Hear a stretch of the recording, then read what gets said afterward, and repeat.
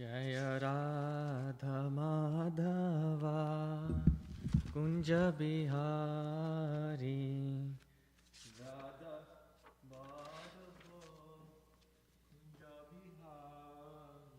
जय राधा माधवा कुंज बिहारी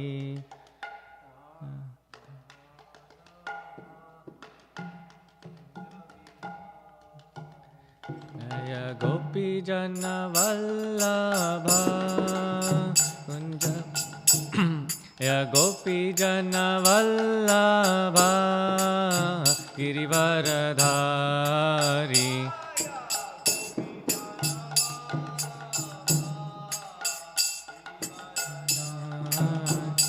जय गोपी जन वल्लभा गिरिवरधारी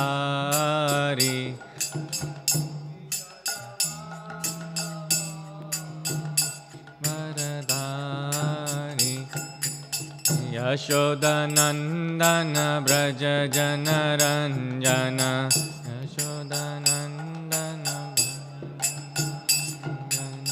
यशोदानंदन ब्रज जन रंजन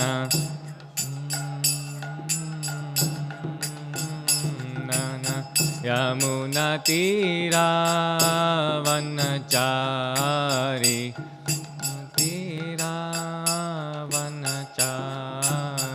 यमुना तीरा वनचारी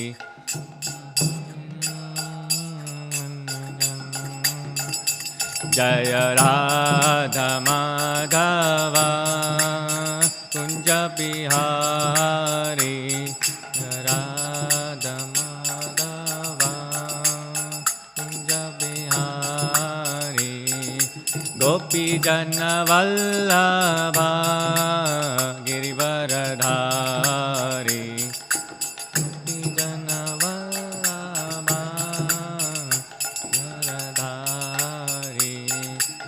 यशोदानंदन ब्रज जन रंजन यशोदानंदन ब्रज जन रंजन यमुना तीरा वनचारी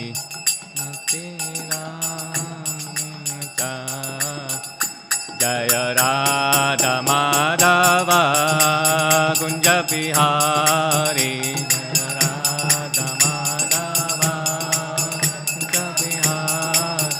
जय राधा माधवा कुंज बिहारी माधवा कुंज बिहारी हरे Krishna Krishna Krishna Hare Hare Hare Ram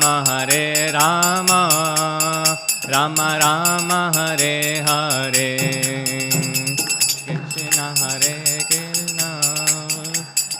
Krishna Hare Hare Hare Ram Ram Ram Hare Hare Hare Krishna Krishna Krishna Hare Hare Hare Ram Ram Ram Hare Hare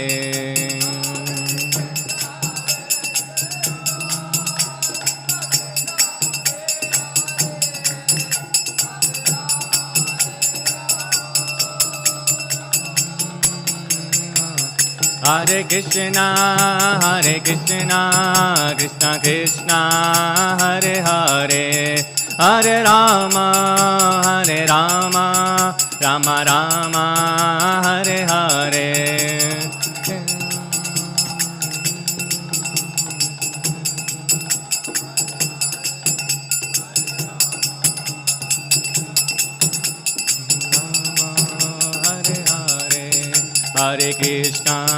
Hare Krishna Krishna Krishna Hare Hare Hare Ram Ram Ram Hare Hare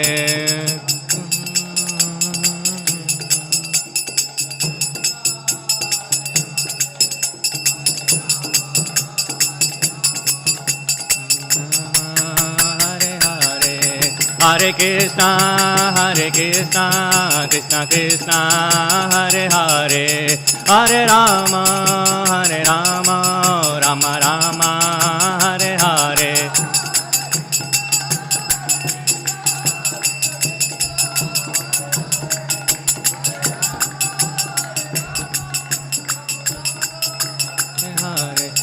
Jaya Prabhupada, Jaya Prabhupada, Prabhupada, Srila Prabhupada.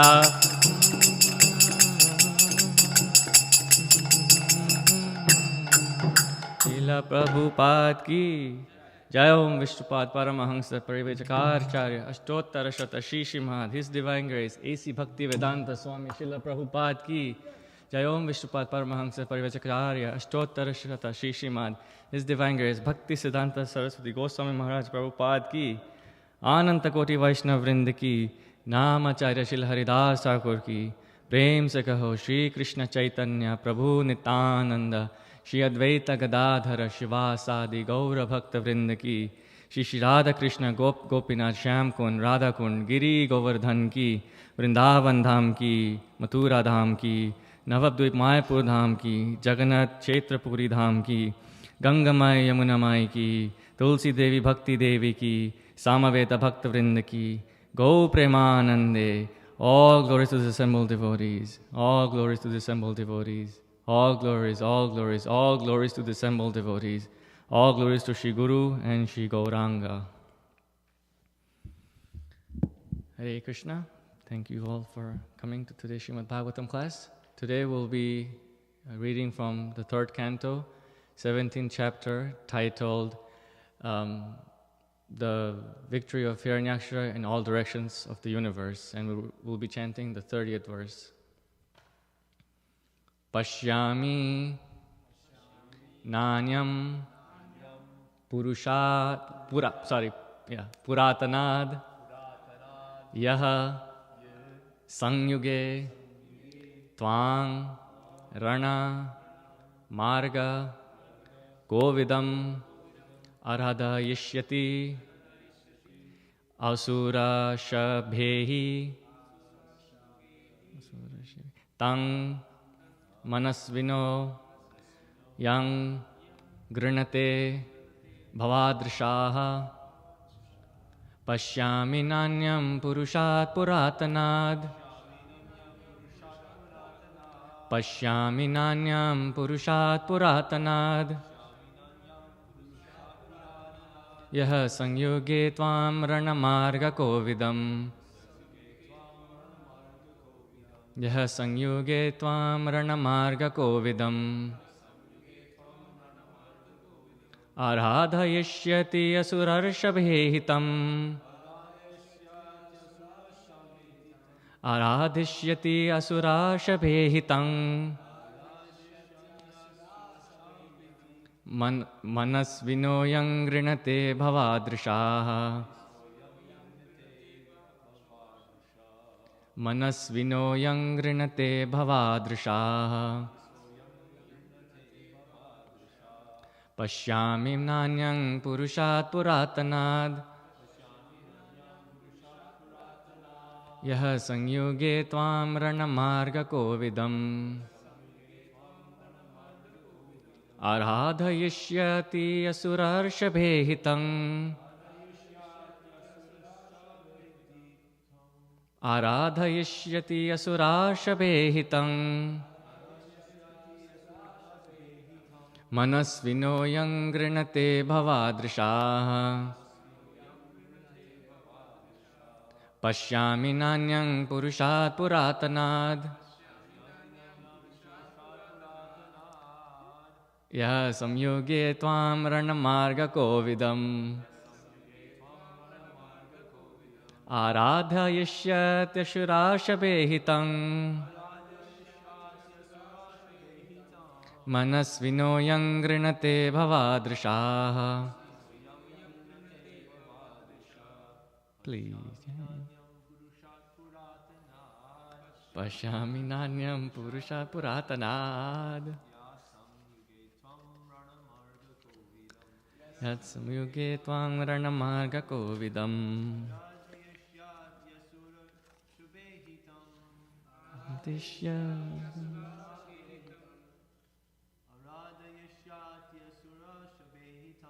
ārādhayiṣyaty asurarṣabhehi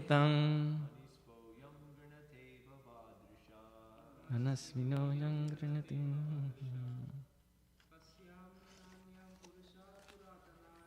paśyāmi nānyaṁ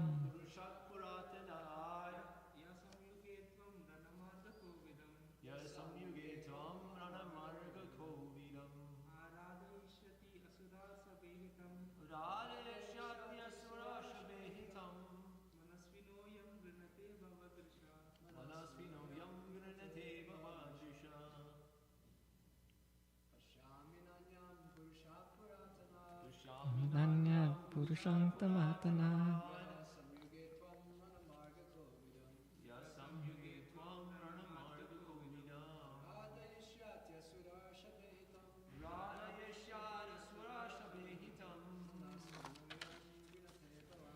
manasvino gṛṇate bhavādṛśāḥ. Paśyāmi, I see, not. Anyam, other. Puruṣāt, than the person. Purātanāt, most ancient. Yaha, who. Saṁyuge, in battle. Tvām, to you.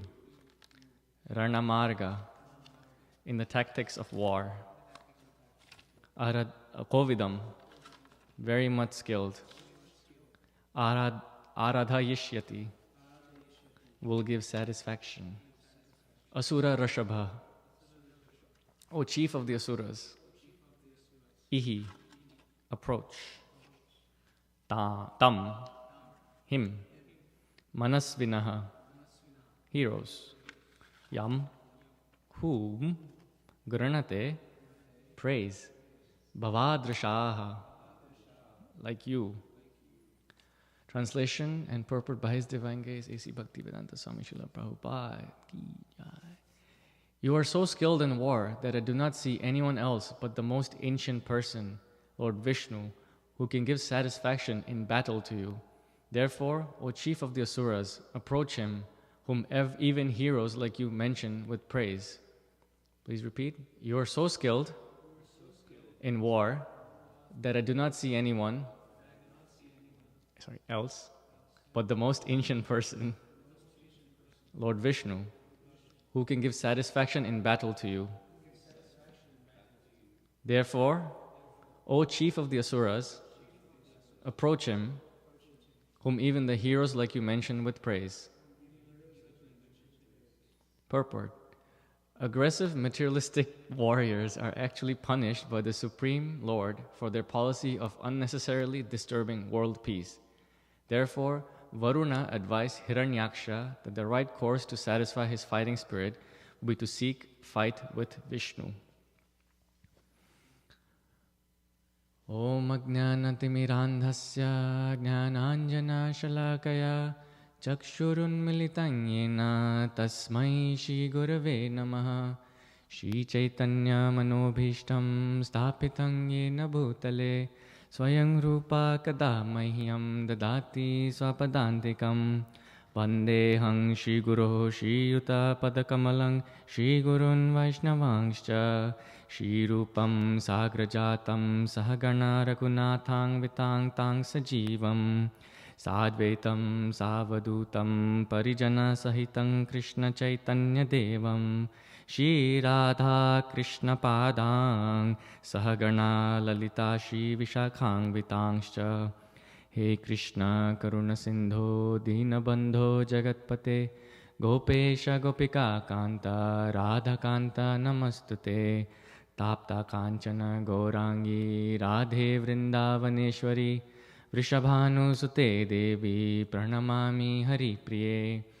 Vanchakalpa tarubhyascha kripa sindhubhayevacha patitanam pavanebhyo vaishnavebhyo namo namaha. Jai Shri Krishna Chaitanya Prabhu Nityananda Shri Advaita Gadadhara Shivasadi Gaura Bhakta Vrinda. Hare Krishna Krishna Krishna Hare Hare Hare Rama, Rama Rama, Hare Hare, Hare Krishna, Krishna Krishna, Hare Hare, Hare Rama, Rama Rama, Hare Hare, Hare Krishna, Krishna Krishna, Hare Hare, Hare Rama, Rama Rama, Hare Hare. So, thank you all for coming. Once again, you are so skilled in war that I do not see anyone else but the most ancient person, Lord Viṣṇu, who can give satisfaction in battle to you. Therefore, O chief of the asuras, approach him, whom even the heroes like you mention, with praise. Before I start speaking on the verse, I would like to get all the blessings of all the assembled Vaishnavas, so I may speak something in the line of Guru, Sadhu and Shastra, and provide something beneficial in spiritual life. So, once upon a time, Hiraṇyākṣa had seated his 5-year-old son, Prahlād Maharaj, on his lap and affectionately asked him, "My dear Prahlād, my dear son, O long-lived one, for so many years, for so much time you have heard many things from your teachers. Now please repeat to me whatever you think is the best of that knowledge." And to this, Prahlād Maharaj said, "Shravanam kirtanam Viṣṇu, smaranam padasevanam, archanam vandanam dasyam, sakyam atma nivedanam." And he's basically described the 9 processes of devotional service. And then he said, one who has dedicated his life to the service of Krishna through these 9 methods should be understood to be the most knowledgeable person, the most learned person, for he has acquired complete knowledge. When he said this, Hiraṇyākṣa was furious after hearing these words, and he blamed the 2 teachers of Prahlād Maharaj, Shanda and Amarka, for teaching his son such nonsense and for disobeying his order. At this, being blamed, Shanda, one of the elder son of Shukracharya, the spiritual master of all the demons, he said, "He has not been taught this by us. He has developed this spontaneous devotion by himself. It's natural. So please do not insult Brahmanas like us." So Hiraṇyākṣa, realizing that it wasn't the teacher's fault, he turned to Prahlād Maharaj immediately and said, "You rascal, you most fallen of your family. If you have not received this education from your teachers, then where have you received it from? And where have you gotten it from?" And Prahlād to this replied, "Because of their uncontrolled senses, persons addicted to material life cannot make progress in devotional life. They simply glide towards hellish conditions, and they simply chew the chew that's already been chewed." And then he said, their inclination towards Krishna or devotional service doesn't take place even if they try themselves, or if they try with others, or if it's a combination of both. And then he spoke something more important than what he just said. He said, "Nate vidu swarta gating hi Viṣṇum durāṣayaye bahirarthamaninaha andha yathande upaniyamanas te pisha tantriam upanamni urudhamni baddaha." So, nate vidu swarta gating hi Viṣṇum. These people, they don't understand the ultimate goal of life to be Viṣṇu. They don't know that their self-interest, the best of their self-interest is devotional service. They don't have any knowledge. And why do they not know this? Why don't they understand this? It's because they are durāṣaya. They're too ambitious to enjoy their senses and the material world through their senses. And they consider that all the external objects are valuable. Bahir arthamaninaha. Anything that they see that their senses can possibly enjoy, they immediately have to gratify the senses through those objects. And then another thing that's wrong is that they have accepted a blind man as their leader. And they're following these leaders. And why is this bad? Because they missed the point of life. And what is this point of life? That point of life is devotional service to Krishna or Viṣṇu. And because they're missing this point of life, they're falling into the ditch. And this ditch, it symbolizes what? This ditch symbolizes the 3 modes of material nature that are binding these these materialists who are so attracted to enjoying their senses, that they're constantly in control by these cords, these ropes, these cords. What did I say? Cords and ropes of material nature. So, because they're so tightly bound to these cords of material nature, they're constantly suffering the 3 types of material miseries. adhyatmic, adidevik, and adibhautik, adhyatmic, and adidevik. So, but they have no idea. They think that it's just because of their performing sinful deeds that they're suffering, but they think they can counteract their sinful deeds with pious deeds. But they don't understand it, that it's much more deeper than that. It's the consciousness that they're of enjoying material life. That's the sole reason why they're suffering. And one of the two ropes of material nature is the modes of passion and ignorance. So people who are influenced by this mode of passion and ignorance, they simply try to enjoy the senses in unrestricted ways. Like they have no control. They simply want to enjoy. They don't see why it's bad. They don't see what consequences they're going to suffer from enjoying their senses unrestrictedly. And they just miss the whole point of life. Nate vidu svarta gatinhi Viṣṇu, because of this mode of passion and ignorance. And why is it that passion and ignorance are causing so? It's because when these people are in the mode of passion, they simply have hard work in mind. They only work hard and they're trying to achieve the goal. While at the same time, the mode of ignorance is keeping them away from the absolute truth, which is devotional service to Krishna. And the result of this constant influence of passion and ignorance is what makes them demoniac. It's what makes them demons. And what happens is once a living entity attains this demoniac nature, they lose their compassion, they lose their mercy towards other living entities. And one of the ways in which this loss of mercy or compassion is displayed is animal killing. And we can see that in Kali Yuga nowadays, this age has become the epitome of animal killing. Animals are being killed at a crazy rate. So many slaughterhouses are being maintained to kill all sorts of animals, simply because these demons, they want to enjoy their palate. They want to try different kinds of meats from all different kinds of animals. So now one may ask, what's the problem in keeping slaughterhouses and having people, letting people eat meat? The problem is that these people, they don't know that eating all these, keeping all these animals caged, maintaining all these slaughterhouses, they are simply accumulating sinful reactions. And the more they're doing this, the further they're moving away from the ultimate goal of life, which is Viṣṇu or Krishna.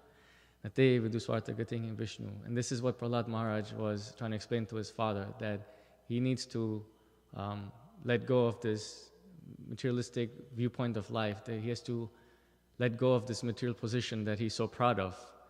And back in the day, in Satya Yuga, Hiraṇyākṣa and Hiraṇyākṣa were the original demons, the original ODs of sinful life. But nowadays, practically everyone's a demon.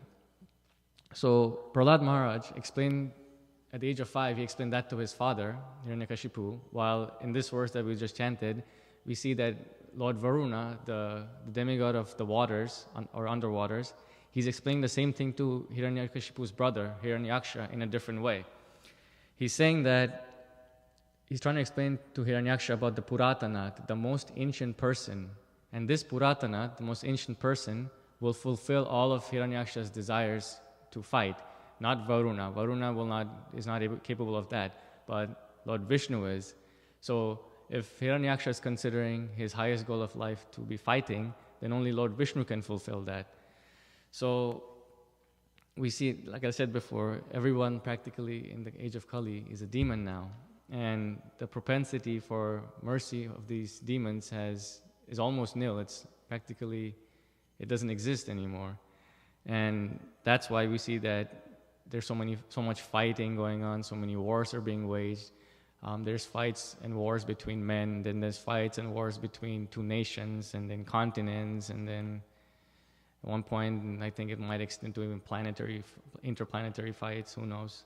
But one may ask, so why is all this fighting taking place? And the reason is that, Srila Prabhupada states, the reason for that is this unrestricted animal killing. That back in, to people who are killing animals in the name of religion, they're doing so in the wrong way, because they're not following the injunctions that are stated in the Vedas, whether it be the Bible or the Vedic literatures, doesn't matter. They're not following what they're saying, what the codes are. So if you're killing so many animals in unrestricted ways, the result is that you will be slaughtered in ghastly wars, and that's exactly what we're seeing. Every 5 to 10 years, there's a big war being waged between either two countries or multiple countries or two continents, and millions and millions of people are being slaughtered. And the funny thing is that they're being slaughtered more cruelly than the animals are. Like, for example, during the Second World War, we saw that there were so many concentration camps that were set up in Germany, Poland, Austria, all these countries. And I looked it up yesterday, and there were 44,000 camps set up between 1933 and 1945. That's 13 years. And to have 44,000 concentration camps, that signifies how sinful these people must have been to suffer such a death. And around 40 to 50 million people died in the Second World War, while around 21 million people died in the First World War. So we're seeing, as the age of Kali is progressing, every time there's a war, more and more people are dying. Between the Second World War and the First World War, the death rate is almost doubled. It's more than doubled, actually.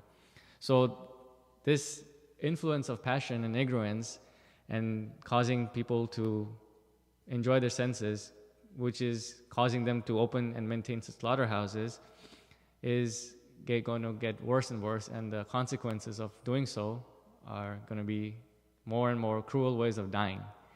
And nothing good can come out of such wars. Nothing good came out of these two wars that happened in our history. Simply, both sides got ruined. Now, the side who so-called won, they published in the newspapers that, oh yeah, the German forces had been destroyed and the Allied forces won. But if you look closely, even the Allied forces lost, because they lost so many people. It wasn't just that they walked into the battle and they killed all the Germans while every single Englishman survived. No, they died. In fact, more number of Allied forces were killed than Germans were. But these people, to support their cause or to justify the reason for their fights, they publish all sorts of not so accurate stories in the newspapers, and the people, the citizens, they believe it. They believe in half-truth or incomplete truth, and they talk about it, and they discuss it for years and years. Like in high school, at least, I don't know if you guys had to study this, but I had to study the European history.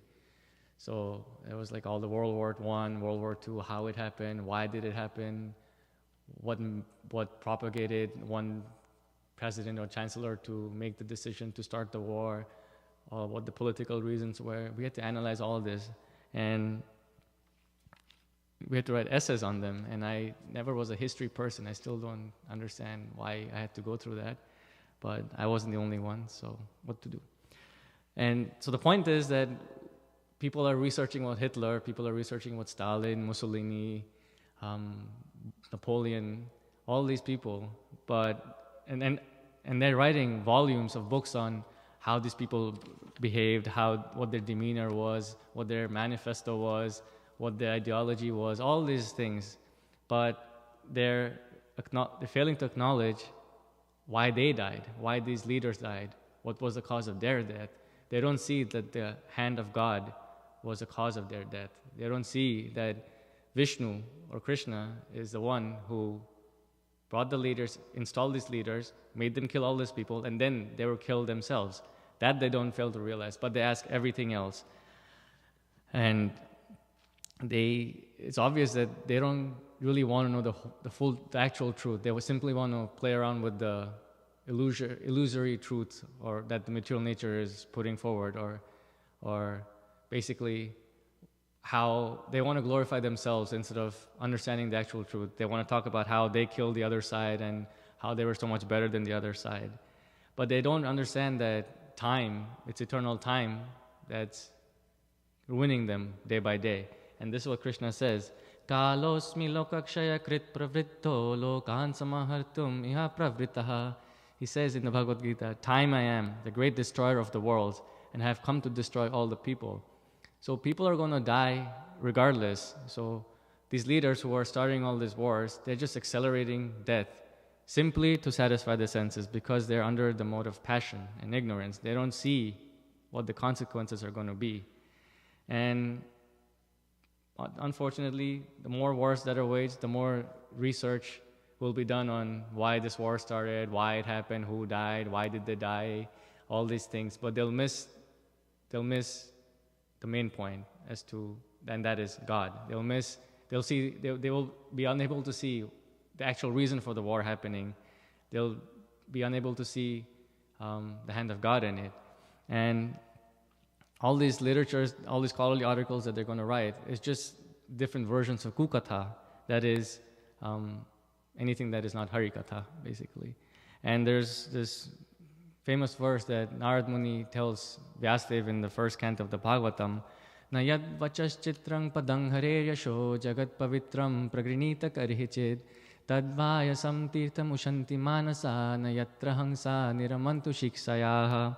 So he says, those words or literatures that do not glorify the Supreme Lord are places of pilgrimage for those people who don't take interest in the Supreme Lord. And that's exactly, we see what these people are interested in. First, a war is fought, then they analyze the war, and then they write volumes of books on the consequences of the war and then the after effects of the war. But they don't care as to how exactly the war started, why they're suffering so much. No Krishna, no interest in Krishna. And they fail to realize the importance of life. But devotees, on the other hand, as Narad Muni says in the following verse, he says, Tat vag visargo janathaga viplavo yasmin patishlokam abhaddhavatyapi namanyanantasya yasho ankitaniyat shinvanti gayanti gayanti. Anyway, I can't remember the last word. But the point is, the devotees are only interested in literatures that are full of descriptions of the Supreme Lord, that glorify the name, the fame, and the forms and the pastimes of Him. Because these descriptions, they can bring about a revolution in the impious lives of these people, of the misdirected civilization. And this is what devotees are interested in. If they want to hear about wars and the consequences of wars and all these things, like the non-devotees, they can. But what do they turn to? They turn to scriptures, because scriptures have everything. And one such example of a scripture is the Mahabharata. The Mahabharata has, it covers everything. There's war, there's politics, there's ethics, there's morality, there's economics. It's a perfectly composed literature for all the fallen conditioned souls to fulfill their so-called sense gratification in terms of listening about war and all these things that I just talked about. And we can see that even in the Mahabharata, in the battle of Kurukshetra, 640 million people were killed in total. So, people were killed. And people were killed in Mahabharata, and people were killed in the Second World War and the First World War. But the difference is that Krishna was involved in the Mahabharata, in the war of Kurukshetra, whereas directly he was personally involved. Whereas in the other two, the material nature was involved. Krishna had nothing to do with it. He just told material nature what needs to be done, and material nature did it. So that's the difference between listening about the topics of war in which Krishna is present, or topics that have to do with Krishna, as opposed to listening to war stories or articles on war that have nothing to do with Krishna. And Mahabharata is a great literature, but something that's better than the Mahabharata is the Srimad Bhagavatam. If we think that the Mahabharata has everything, covers everything, well, so does Srimad Bhagavatam, and it does to a better degree, because it talks about Krishna in every verse. It's about Krishna. So it is a spotless Purana. It is the fruit of all Vedic literature. Nigama kalpatar galitam phalam. And it is the cream of all Vedic literature. And the reason why it's the best is because it was composed by Vyasadeva at his maturity. After he had written all these literatures, after he had realized them, only then did he give a commentary on the Vedanta Sutras, which was the cream of all the Vedas. And then when he wrote the Srimad Bhagavatam at the behest of Narad Muni, that became the cream of Vedic literature. So what makes the Srimad Bhagavatam the best literature is that it deals with the pastimes of Lord Krishna and his various incarnations and his avatars, his expansions, his guna avatars, all these things. And within the Srimad Bhagavatam, there's the 10th canto, which is the best of the best, because it talks directly about the Supreme Personality of Godhead. It's just about Krishna. No expansions, nothing, just Krishna, and how he had so many fights that he was involved in, how he killed so many demons, and how he killed so many demons in unique ways. Like, for example, when he killed the Keshi demon, he didn't just chop his head or he didn't slap him and kill him. He shoved his hand in his mouth, because that's how horses are killed. You just shove their hand in Keshi's mouth, because that's the only one of the ways in horses can be killed. And the best part about these demons dying at the hands of Krishna was that they all attained liberation. Not that they attained the impersonal liberation, they all attained the other 4 kinds of liberation. And that's the difference. People who are dying in these mundane wars we see, of course, it's heartbreaking because devotees are also involved in it. But other than the devotees, the regular people who are fighting and dying, they're not attaining anything. They're just simply entering into the cycle of birth and death again and again. And there is no real benefit that they're getting out of it. But whereas Krishna, when he kills a demon, not only does he benefit the demon, he gives them the best residence after their death, but he also provides a fun pastime that devotees can talk about for years and years and years to come. For example, Putana was killed by Krishna when he was only 3 months old. He was a baby. He couldn't even walk. He was crawling at that time. And Hare Krishna Maharaj. And he was in his infant stage. And Putana, she dressed herself as a very beautiful lady. Well, she took the form of a beautiful lady and walked into Yashoda's house and went straight to Krishna. And because she looked like she was dressed as a mother, and because she looked so peaceful and beautiful, Mother Yashoda and Mother Rohini did not really take much notice of her, and they let her go to Krishna. But Krishna, knowing everything, he knew that Putana had come to kill him, and still he let Putana pick him up and let him suck the milk from her breast. And although the tip of her breast was smeared with poison, he simply took it as an offering from the witch. And what he did was he sucked her entire life breath out and killed her. Now, when she was dying, she had to take her form of her demon, and she was 12 miles long, whereas Krishna was only 3 months old and like maybe this big, which goes to show the uniqueness and the transcendental aspect of such a killing.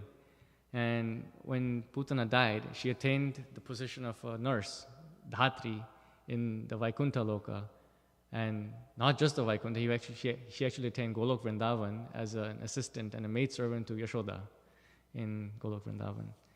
In the same way, Aghasura, the younger brother of Putana and Bakasura, he somehow, by the arrangement of Yoga Maya, appeared right during the lunchtime where the pastimes were paused. So the pastimes of Krishna and his cowherd boys, they're always happening non-stop. It only pauses when they want to take a break. Otherwise, it keeps going on and on. So lunchtime is one of those things where the pastimes are paused. But then again, the lunchtime also becomes a pastime. And so this is exactly when Aghasura appeared. And he took the form of a python, 8 miles long, and he was huge. Like, he was basically from the ground all the way to the skies. And somehow the cowherd boys were, by the influence of Yoga Maya, they were convinced to go into Aghasura's mouth because they thought that it was a cave. So they went inside, and then Krishna was like, oh no, I have to go save this cowherd, my friend. So he also followed them, and everyone thought that that was the end of Krishna. But what Krishna did was he expanded himself, and then he choked Aghasura until his eyes popped out of his socket, and then when there was no hole left, the soul had to pop out of his skull. And this is how Aghasura died. But when he died, the soul went up and it was lingering in the air. It didn't merge with anything. It just stayed there, the big blue light. And when Krishna came out of the demon, then the soul merged back into Krishna. But people think that Aghasura attained impersonal Brahman thing, saṁyuge mukti, but he actually attained sarupya mukti. He attained the same form as Krishna, he had the same 4 arms as Narayan. So he attained Vaikuntha Loka. So this is what happens when Krishna kills demons. He gives them himself. Like when a soldier like for example, from Germany, when a soldier went and gave his life for, or from America gave his life for the war, what did they attain? They simply attained their name on a marble and then a badge. But with Krishna, he gives himself his own abode. Did the country give them their own abode? No. They were just got a grave this big, and then that's it, they were buried. But Krishna, he gives himself, he gives his bodily features, he gives his opulences, he gives his abode, he gives his form, everything, depending on what one wants, what one desires. Kamsa, in the same way, he attained the Sarupya Mukti as well when Krishna pounded on his chest and killed him. And Shishupal also, he first achieved Sayujya Mukti, and then, which is the form of Krishna, and then he was reinstated into Vaikuntha as the doorkeeper along with Vijay. So this is the benefit, this is the transcendental aspect of fighting with Krishna or fighting for Krishna, and the wars in which Krishna or the enemies of Krishna are involved in. The result of material warfare that is driven by passion and ignorance simply results in death, and the people who die from partaking such mundane wars, like I said before, they just attain the cycle of birth and death again. Whereas fighting for Krishna, they attain the ultimate abode. And the people who are fighting for the cause of Krishna they have the best, they know that the best goal of life is Viṣṇu. That's why they're partaking in such fights. Like Arjuna, for example. First, he did not want to fight, and then upon hearing the Bhagavad Gita, he willingly decided to fight for Krishna. Whereas Hitler, Mussolini, whatever, all these people, they simply tried to satisfy their senses and their whims and their interest that was temporary. Whatever they did, those effects are still lasting, but over time, those effects will stop, something else will happen. But the glories of Arjuna, they're eternal. He became famous for eternity, and it's been 5,000 years, and he's still famous. Krishna is famous, Arjuna is famous, Kurukshetra is famous, the battle of Kurukshetra is famous, the Mahabharata is famous, everything is famous. But at some point, like we see World War I, people don't really talk about World War I anymore. Soon, in 50 years, they'll stop talking about World War II. Something else will come up, like that. But all these people who are interested in talking about these wars, they're not interested in who am I, where have I come from, where am I going, who is God, or what is my soul, is there God? And this is what Prahlad Maharaj was trying to tell Hiraṇyākṣa. Nate vidusvarta gating hi Viṣṇu. They don't know, those who don't know the ultimate goal of life are simply overwhelmed and bewildered by material nature, and they're simply going to chase material sense gratification day after day, life after life, and they're going to rot in the material cycle of birth and death. And what happens if one constantly thinks about how to satisfy the senses is that eventually they start to distinguish between good and bad, because whatever satisfies the senses, they consider that good, and whatever that doesn't help them satisfy the senses, they consider it bad. So this good and this bad, what will happen is that they will not be able to attain pleasure. If you're constantly thinking about, oh my God, this is good, this is bad, this is good, this is bad, we're constantly going to be in a state of worry. And that's exactly what is happening in Kali Yuga. Everyone is always disturbed, always worried, always agitated. There is no peace of mind, constant anxiety every day. And material nature is not merciful whatsoever, because she's simply awarding these people the consequences of their sinful acts. That is, mercilessly killing other living entities in the form of animals, birds, so many other things. And birth, death, old age, and disease, these will keep coming until people take to the real interest in life, that is Viṣṇu or Krishna. And these demons, they will keep taking birth in Kali Yuga until they take to their best interest in life. They're already suffering so much, but they'll keep suffering, and they'll mercilessly keep on killing each other. They'll become savages. Society in Kali Yuga will eventually become savages, where people will become violent, savagely violent, not just violent. That's what it states in one of the purports by Srila Prabhupada in the 7th canto, 4th chapter, where he says, people are going to become savagely violent. And we can only imagine what that means. We had, a few weeks ago,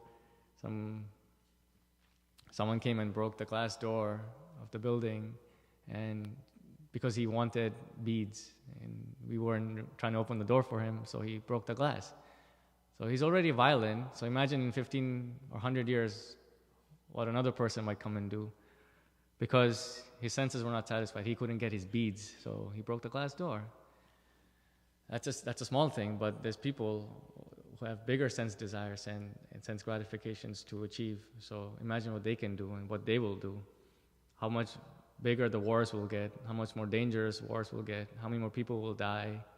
Already 50 million people died in the Second World War. You can only imagine how many will die in the Third World War if it happens.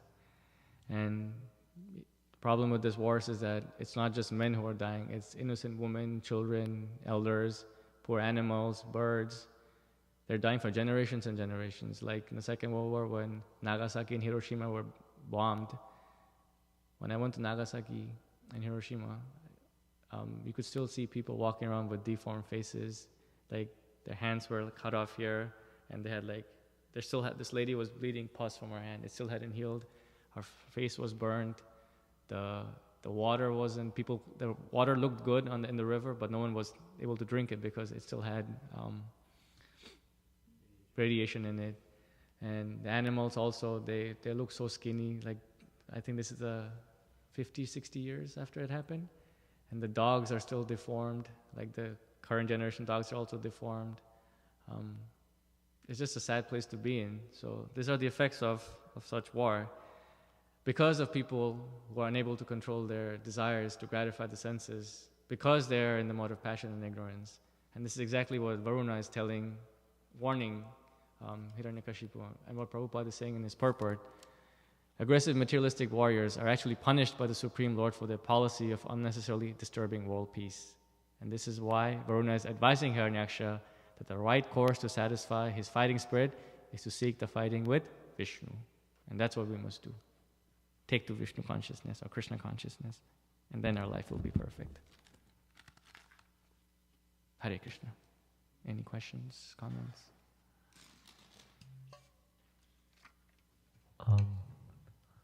You were mentioning that the demons get killed, that they don't get impersonal liberation. But we know that Purātanāt got prema, and you were saying Aghasura got sarupya.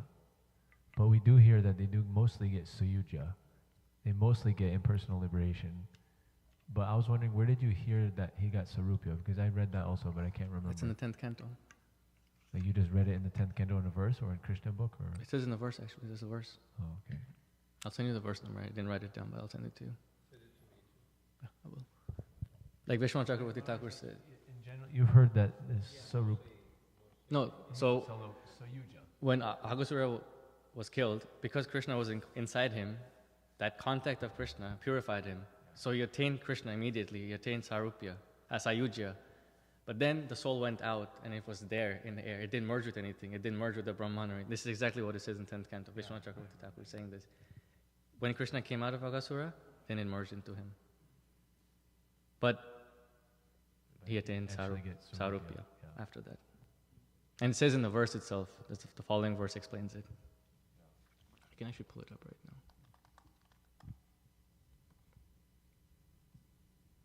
Any other questions?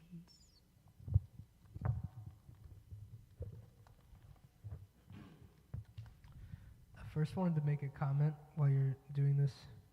I was doing, because you were talking about animal killing and slaughtering. And so I searched up yearly how many animals are slaughtered every year. And just like looking at like the amount of karma that this society is going to continuously have to face. This is in the US alone. This is the animal kill clock they have. It's kind of savage way to put it. This is just the US. And counting, there's 50,937,654,000, just changed to 657,000 animals that are being slaughtered. 50 billion? In counting, in this year alone, in 2022, in America alone. So just like reflecting on the gravity of the karmic reactions that we're going to be experiencing, that this society, this world is going to be experiencing in Kali Yuga is just like really profound. Not purātanāt. And it made me think of another thought. Like you have these. So this is it's called Animal Kill Clock. And it's Animal Clock. That's what it's called. Yeah. Yeah, 50 billion and counting. It must be judged on some type of. This is according to USDA data of slaughtering. Oh yeah. Yeah, That's crazy. U.S. Department of Agriculture. But another thought I was thinking is, you have people that are so against eating meat, but they're so atheist. And so maybe like you could help me understand, like, is this like in the mode of passion? Why me? 'Cause Marge is right here. He can enlighten you yeah. better than me. Marge, would you like to? He has a question about why we see that some people are, although they're not eating animals, they're still atheists. Like vegetarians, they're still atheists. Like, why is that? No, they're vegetarians, but they're atheists. They're vegetarians or what? Atheists. Like they're atheists. So why? Like people are, or even like vegans, you know, like they're so against killing animals and they're very like moralistic, but then they're like totally atheists. They have no conception of God, and so I was wondering, firstly, like, is this like being in the mode of passion, or like they're not eating animals, so is that in the mode of goodness? And also, like, why is that they can't come to that understanding? Well, there's separate issues.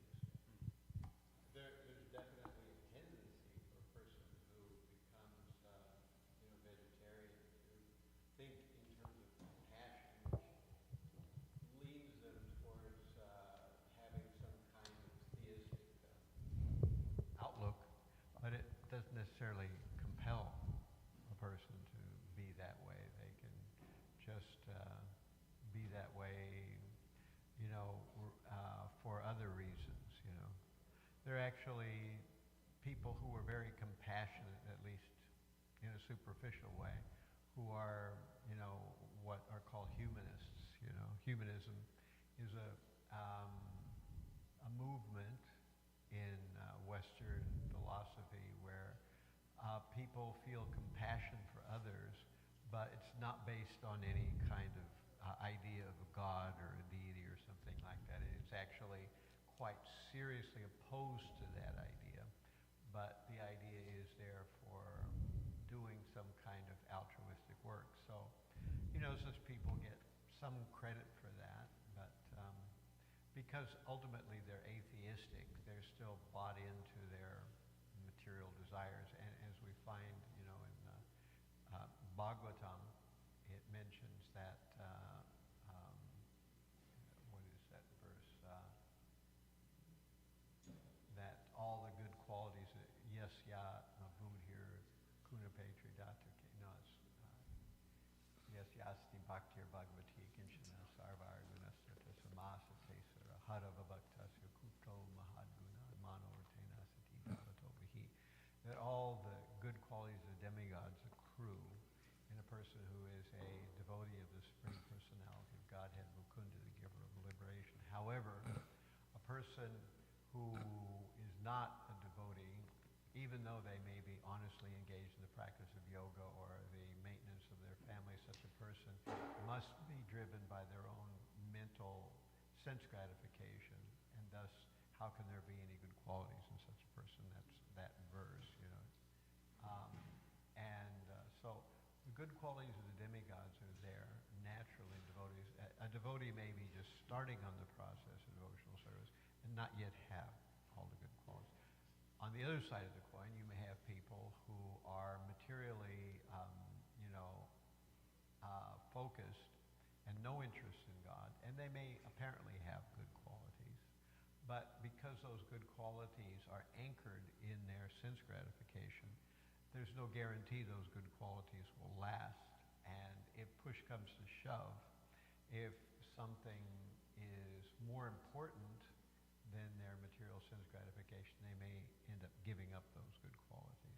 And as they sojourn on through different lifetimes, they may find that they take up other different material desires, and so what they formerly possessed as good qualities may fall into the ocean, and they may develop some other sort of, it's rare to find someone with no good qualities, you know. So I mean, everybody has some kind of good qualities, and so people who are materially motivated may have some kind of good qualities, but those are not permanent. They may actually disappear.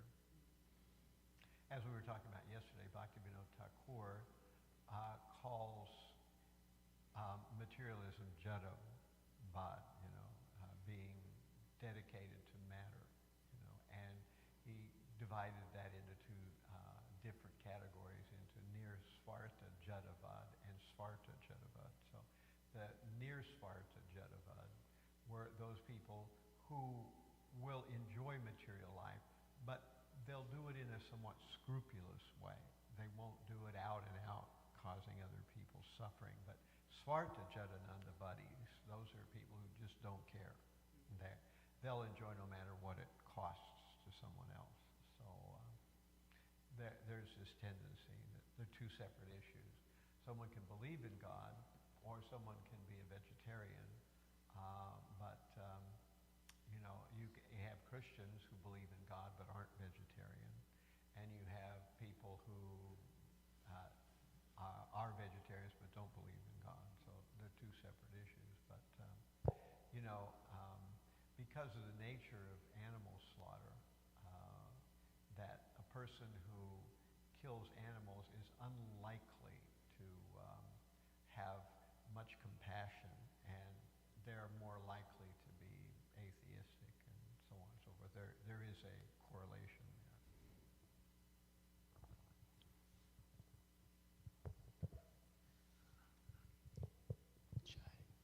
Granthra Srimad Bhagavatam ki.